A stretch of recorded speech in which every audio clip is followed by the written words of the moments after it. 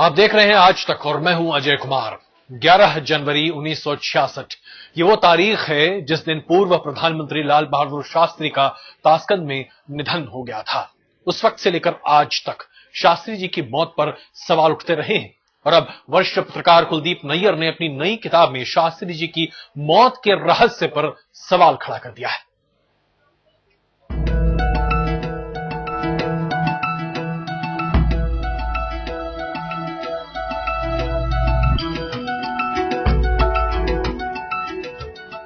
वो भारत के लाल थे। वो सादा जीवन उच्च विचार वाले गांधीवादी थे। उन्होंने लड़ी आजादी की लड़ाई। वो बने देश के दूसरे प्रधानमंत्री। उन्होंने दिया जय जवान जय किसान का नारा। उन्होंने सिखाया पाकिस्तान को सबक। ताशकंद में घुटने के बल आया पाकिस्तान, लेकिन ताशकंद से नहीं लौटे शास्त्री जी। ताशकंद में शास्त्री जी का निधन। और अब शास्त्री जी की मौत पर सवाल। क्या शास्त्री जी को दिया गया कोई जहर? उनका चेहरा नीला था, उनके यहाँ पे माथे पर सफेद दाग थे। चेहरे के नीला होने पे तो लोग कहते हैं कि बॉम्ब किया जाता है बॉडी को, उसको प्रिजर्व करने के लिए, लेकिन चेहरों पे जो माथे पर सफेद दाग थे वो कुछ डॉक्टरों से हम लोगों ने उसमें बात की थी। मेरी मां ने उन्होंने कहा कि ऐसा कभी देखा नहीं गया है हार्ट अटैक के केस में। तो ये सब चीजें हैं और इससे एक डाउट तो सबके मन में आज भी है। क्या शास्त्री जी के खिलाफ हुई कोई साजिश? देश के पूर्व प्रधानमंत्री लाल बहादुर शास्त्री की मौत के करीब 47 साल बाद ये सवाल उठाया है वरिष्ठ पत्रकार कुलदीप नैयर ने। अपनी नई किताब बियॉन्ड द लाइन्स में कुलदीप नैयर ने शास्त्री जी की रहस्यमय मौत के बारे में चौंकाने वाले खुलासे किए हैं। 11 जनवरी 1966 की उस मनहूस रात के बारे में कुलदीप नैयर लिखते हैं। उस रात मैंने सपना देखा कि लाल बहादुर शास्त्री की मौत हो गई। तभी दरवाजे पर दस्तक से मेरी नींद खुल गई। गलियारे में खड़ी एक महिला ने कहा, आपके प्रधानमंत्री मर रहे हैं। मैं हड़बड़ी में एक भारतीय अधिकारी के साथ शास्त्री जी के कमरे की तरफ दौड़ा। मैंने देखा सोवियत प्रधानमंत्री कोसिजिन बरामदे में खड़े थे। उन्होंने हाथ से इशारा किया कि शास्त्री जी नहीं रहे। बरामदे के पीछे डाइनिंग रूम में डॉक्टरों की एक टीम डॉक्टर R.N. चुग से पूछताछ कर रही थी, जो शास्त्री जी के साथ थे। तो मैं वहां पे पहुंचा तो बरामदे में वो खड़े थे कोसिगन। तो कोसिगन ने मुझे देखते ही कहा कि सो मैं जब आया तो एक खाने वाला कमरा और ड्राइंग रूम इकट्ठा था। उसमें खाने वाले टेबल पे रशियन डॉक्टर्स बैठे हुए थे और हमारे साथ डॉक्टर चुग गया था, वो भी बैठा हुआ था। वो भी उनको सवाल कर रहे थे। तो मैं तो अंदर आया तो अब यहाँ पे कोई नहीं था, एक अकेले शास्त्री जी की बॉडी थी। जिस कमरे में लाल बहादुर शास्त्री ठहरे थे उस कमरे का हाल भी कुलदीप नैयर ने अपनी किताब में लिखा है। शास्त्री जी का कमरा काफी बड़ा था, उनका बेड भी। उनके चप्पल कारपेट पर सही तरीके से रखे थे। कमरे के कोने में ड्रेसिंग टेबल पर थर्मस लुढ़का पड़ा था। आधिकारिक फोटोग्राफर और मैंने शास्त्री जी के पार्थिव शरीर पर तिरंगा उड़ा दिया और श्रद्धांजलि के साथ फूल चढ़ाए। ताशकंद में उनके रहने को लेकर जिसे कहना चाहिए सावधानी नहीं बरती गई, बल्कि लापरवाही बरती गई। जैसे उनके कमरे में घंटी नहीं होना, उनके कमरे में टेलीफोन नहीं होना, डॉक्टर का कमरा दूर एक बरामदे से होकर जाना पड़ता था, उनके कमरे में फ्लास्क रखा था, कोई जग नहीं था, पानी उस समय पर खुल नहीं पाया। शास्त्री जी की मौत से कुलदीप नैयर को गहरा झटका लगा था। उन्होंने तुरंत पता करना शुरू कर दिया था कि उस रात क्या हुआ था। इसके बारे में कुलदीप नैयर लिखते हैं, उस रात शास्त्री जी 10 बजे अपने कमरे में आए थे। इसके बाद उन्होंने अपनी निजी सेवादार रामनाथ को खाना लाने को कहा। उनका खाना राजदूत टीएन कौल के घर से आता था, जिसे खान सामा जान मोहम्मद पकाता था। उन्होंने आलू पालक की सब्जी और तरी वाली एक और सब्जी खाई। इसके बाद रोजाना की तरह उन्होंने एक गिलास दूध पिया। खाने के बाद शास्त्री जी ने अपने नौकर रामनाथ को जाने के लिए कहा, क्योंकि सुबह काबुल जाने के लिए उन्हें जल्दी उठना था। शास्त्री जी के इतना कहने के बाद उनके सहयोगियों ने सामान बांधना शुरू कर दिया। उस वक्त ताशकंद में रात के करीब 1:20 हुए थे। इसके बाद जो कुछ हुआ उसके बारे में किसी ने सोचा भी नहीं था। कुलदीप नैयर लिखते हैं, लाल बहादुर शास्त्री अचानक अपने निजी सचिव जगन्नाथ सहाय के कमरे के दरवाजे के पास पहुंचे थे। उन्होंने पूछा, डॉक्टर साहब कहां? इसके बाद उनके साथ के लोगों ने शास्त्री जी को पानी पिलाया और उन्हें उनके कमरे में ले गए। शास्त्री जी बेड पर लेट गए। इसके बाद जगन्नाथ सहाय ने उन्हें पानी का गिलास थमाया और बोले, बाबूजी अब आप पूरी तरह ठीक हैं। इसके बाद शास्त्री जी ने अपने सीने पर हाथ फेरा और बेहोश हो गए। इसके बाद लाल बहादुर शास्त्री उठ नहीं पाए। 11 जनवरी 1966 की रात उनके लिए काल की रात साबित हुई थी। देश से बाहर देश के प्रधानमंत्री की मौत हुई थी, लेकिन जिन हालात में उनकी मौत हुई थी उस पर कई सवाल भी उठ रहे थे। यह एक महज संयोग है या कुछ और कि 3 पूर्व प्रधानमंत्रियों महज शास्त्री नहीं बल्कि राजीव और इंदिरा की मौत का भी सच कभी सामने नहीं आया, या पार्टी पूरा सच जानना नहीं चाहती। शायद पार्टी को डर है कि उसके बाद ऐसे सवाल उठेंगे जिनके जवाब देना मुश्किल होगा।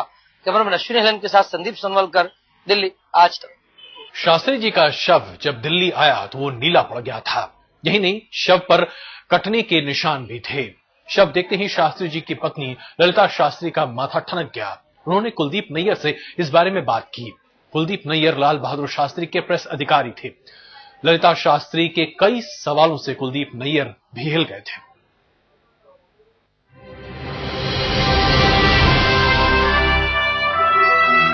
ताशकंद में हुआ था भारत और पाकिस्तान के बीच ऐतिहासिक समझौता। पहली बार दुनिया ने हिंदुस्तान की सामरिक ताकत का एहसास किया था और छोटे कद के बुलंद हौसले वाले हमारे प्रधानमंत्री लाल बहादुर शास्त्री ताकत के पुतले साबित हुए थे।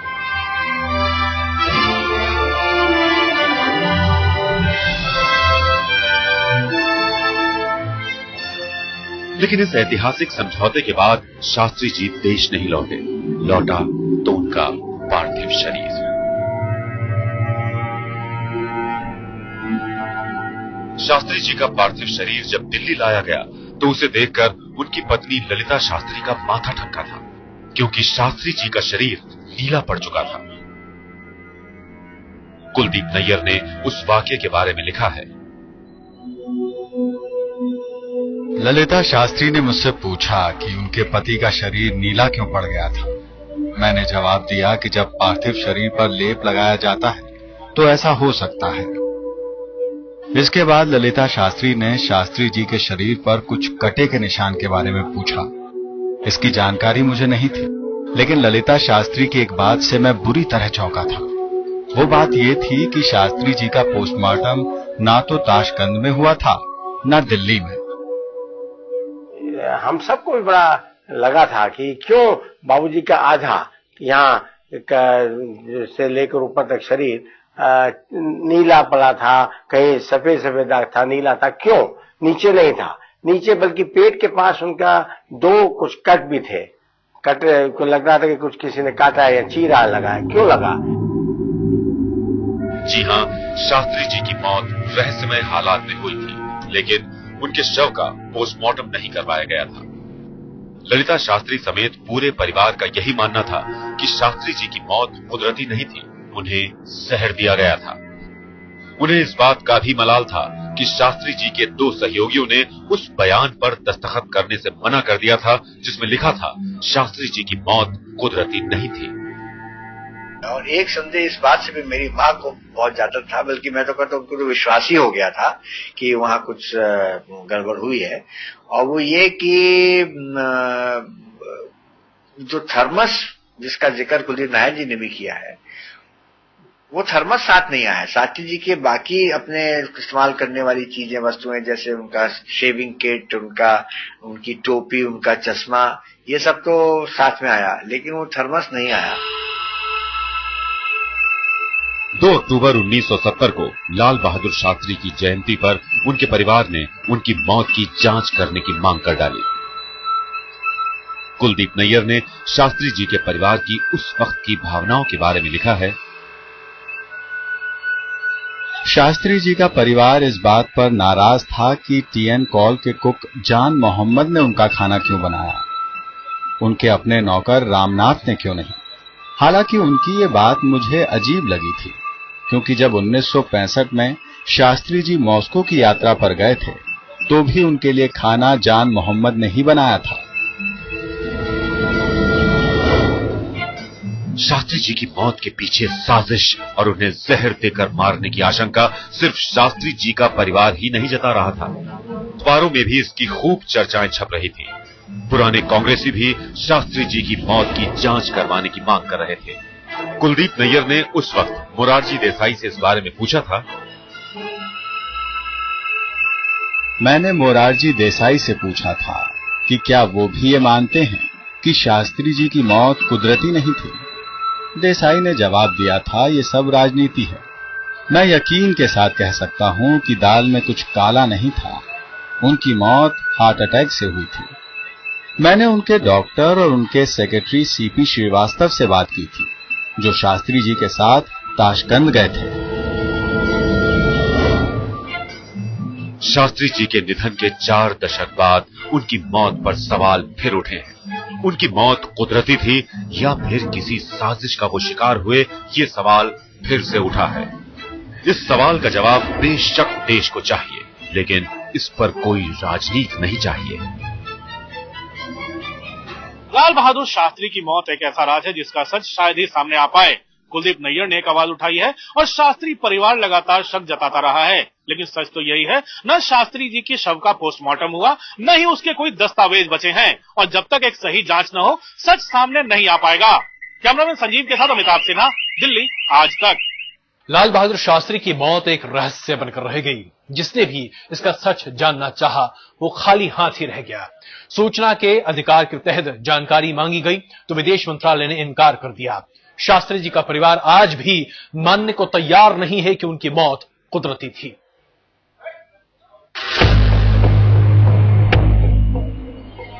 आखिर क्या था शास्त्री जी की मौत का सच? क्या मौत के पीछे थी कोई साजिश? क्यों नीला पड़ गया था शास्त्री जी का शरीर?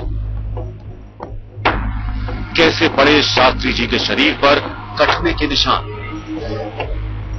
आखिर शास्त्री जी की मौत से किसे फायदा हो सकता था? ऐसे तमाम सवाल पहले भी उठे थे और अब भी उठ रहे हैं, और अब कुलदीप नैयर की किताब में आई बातों के बाद तो ये सवाल फिर से उठेंगे। वाकई पूर्व प्रधानमंत्री लाल बहादुर शास्त्री की मौत एक रहस्य।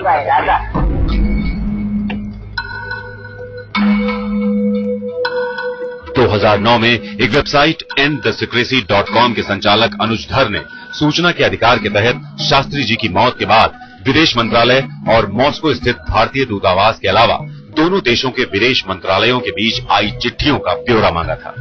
उन्होंने शास्त्री जी की जांच करने वाले डॉक्टर R.N. चुग की मेडिकल रिपोर्ट भी मांगी थी। विदेश मंत्रालय ने अनुज धर को जवाब दिया, जो सूचनाएं मांगी गई हैं उन्हें सूचना का अधिकार अधिनियम की धारा 8(1)(a) के तहत जाहिर नहीं किया जा सकता। इस मामले में मॉस्को में भारतीय दूतावास के साथ पिछले 46 साल में कई बार चिट्ठियों के जरिए बातचीत हुई थी। इन चिट्ठियों में क्या कहा गया, इसका खुलासा करने से भी विदेश मंत्रालय ने इनकार कर दिया। मंत्रालय की दलील थी कि इससे देश की संप्रभुता, अखंडता और अंतर्राष्ट्रीय संबंधों पर खराब असर होगा। इससे पहले भी विदेश मंत्रालय ने कहा था कि उसके पास शास्त्री जी की मौत के बारे में सिर्फ एक मेडिकल रिपोर्ट को छोड़कर कोई दूसरा दस्तावेज नहीं है। ये मेडिकल रिपोर्ट डॉक्टर R.N. चुग ने तैयार की थी। मेरा तो ये मानना है कि क्योंकि देश में लोगों को वो आज भी शंका है, देश आज भी इस बात से परेशान रहता है, जब पूछता है तो उसको लगता है कि शास्त्री जी की मृत्यु का रहस्य क्या है। तो अगर कुछ रहस्य की बात है और उनके मन में है लोगों के, तो सरकार है, अपनी सरकार है, इसको देखना चाहिए और इसका खुलासा कर देना चाहिए। सरकार ने आधिकारिक तौर पर यही बताया है कि शास्त्री जी की मौत दिल का दौरा पड़ने से हुई, जबकि उनकी पत्नी श्रीमती ललिता शास्त्री बार बार कहती रही कि उनकी मौत जहर से हुई थी। उनका परिवार बार बार कहता रहा कि शास्त्री जी की मौत के पीछे कोई साजिश थी। ये तो संदेह मेरा खुद ऐसा है कि मैं भी डॉक्टरों की बात मान रहा हूं, लेकिन ये मैं बार बार कह रहा हूं कि मेरे ये मान जाने से कि वो डॉक्टरों की सर्टिफिकेट सही थी, देश नहीं मानने वाला है। बहरहाल शास्त्री जी की मौत का आखिरी सच क्या था, ये अभी पूरी तरह से साफ नहीं है। विदेश मंत्रालय के पास मॉस्को दूतावास और रूस से विदेश मंत्रालय के साथ चिट्ठियों की आवाजाही, फोन कॉल्स और टेलीग्राम का ब्यौरा है, लेकिन मंत्रालय इसे जाहिर नहीं करना चाहता। जो भी हो, शास्त्री जी की मौत से जुड़े तमाम सवालों को अभी भी जवाब की दरकार है। अमिताभ के साथ संदीप सोनवलकर, दिल्ली आज तक। शास्त्री जी गांधीवादी थे, लेकिन वक्त पड़ने पर वो सुभाष चंद्र बोस के रास्ते पर भी जा सकते थे। 1965 में उन्होंने यही किया था। पाकिस्तान की ईंट का जवाब उन्होंने पत्थर से दिया था। पाकिस्तान समझौते के लिए मजबूर था। ताशकंद में इस समझौते पर दस्तखत हुए, लेकिन शास्त्री जी वहां से जिंदा वापस नहीं लौट पाए।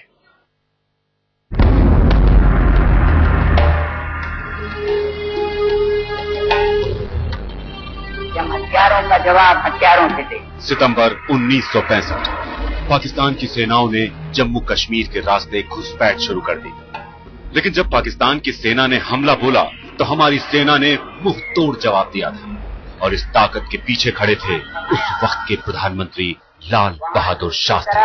हमें ये देखने को मिलता है कि कश्मीर पर लाल बहादुर शास्त्री की हिम्मत और जोश ने भारतीय जवानों में नई ताकत भर दी और पाकिस्तान की सेना के छक्के छुड़ाने शुरू कर दिए। लाहौर भारतीय सेनाओं के निशाने पर आ गया। पाकिस्तान के हौसले पस्त होने लगे। 23 सितंबर 1965 संयुक्त राष्ट्र की पहल पर दोनों देशों ने युद्ध विराम का ऐलान कर दिया। 3 जनवरी 1966 की सुबह सोवियत संघ में उज्बेकिस्तान की राजधानी ताशकंद। सोवियत रूस की पहल पर पाकिस्तान और भारत के बीच युद्ध विराम की संधि की ऐतिहासिक घड़ी आ पहुंची। रूस के प्रधानमंत्री कोसिजिन और विदेश मंत्री ग्रोमिको को इंतजार था भारत और पाकिस्तान के नेताओं का। पहले पाकिस्तान के राष्ट्रपति अयूब खान पहुंचे और थोड़ी ही देर के बाद भारत के प्रधानमंत्री लाल बहादुर शास्त्री पहुंचे।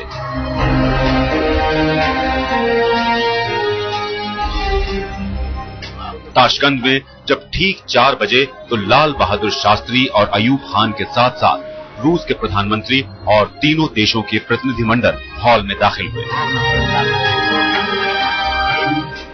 पूरे जोश के साथ लाल बहादुर शास्त्री अपनी कुर्सी की ओर बढ़ गए और उनके सामने की तरफ अयूब खान ने अपनी कुर्सी संभाली। रूस के प्रधानमंत्री ने दोनों का स्वागत किया। लाल बहादुर शास्त्री के बाद पाकिस्तान के राष्ट्रपति अयूब खान ने ताशकंद की सराहना करते हुए भारत पाकिस्तान के रिश्तों को नई दिशा में ले जाने की बात कही। तालियों की कड़कड़ाहट के साथ भारत और पाकिस्तान नए रिश्तों की तरफ बढ़ चले। इसके बाद दोनों देशों के नेताओं में कई दौर की बात चली। अयूब खान और लाल बहादुर शास्त्री औपचारिकताओं से परे एक दूसरे से कला और संस्कृति पर भी बात करने लगे। समझौते की शर्तों पर कई बार विचार विमर्श हुआ और फिर वो वक्त भी आया जिसका भारत और पाकिस्तान दोनों देशों के लोगों को बेसब्री से इंतजार था। 10 जनवरी 1966 की शाम भारत और पाकिस्तान के नेता एक बार फिर आमने सामने थे।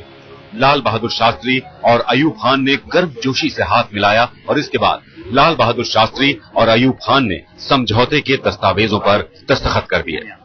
पूरा हॉल एक बार फिर तालियों की गड़गड़ाहट से गूंज उठा और रूस के नेताओं ने लाल बहादुर शास्त्री से गर्मजोशी के साथ हाथ मिलाया।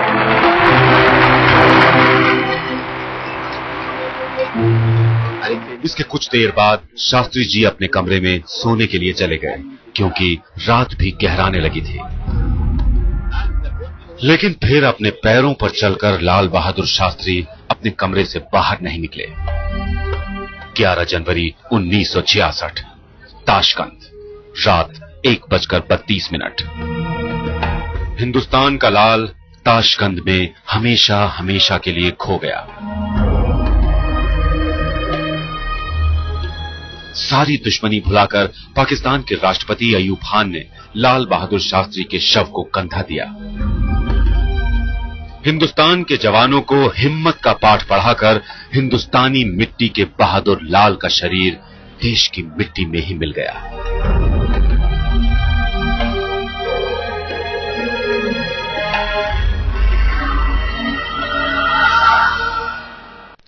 पूरा देश भी जानना चाहता है कि आखिर क्या है शास्त्री जी की मौत का सच। इस खास पेशकश में बस इतना ही। बाकी खबरों के लिए देखते रहिए आज तक।